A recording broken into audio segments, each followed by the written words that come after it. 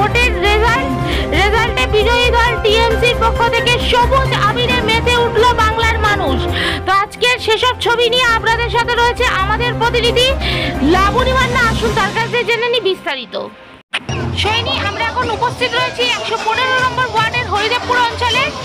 আমরা দেখতে পাচ্ছি পূর্ব বেহালার এই অঞ্চলে মানুষ মেতে উঠেছে উল্লাসে, আবিরে রাঙিয়ে দিয়েছে নিজেদেরকে সবুজ আবিরে। এরপরে দেখে নেব এক ঝলক বীরভূমের বক্রেশ্বরের মানুষদেরকে। তারা তাদের নিজেদের পছন্দের দলীয় প্রার্থীকে পেয়ে সবুজ আবিরে রাঙিয়ে তুলেছে নিজেদেরকে এবং উল্লাসের কোনো সীমা নেই তাদের, দেখা যাচ্ছে ক্যামেরার পর্দায়।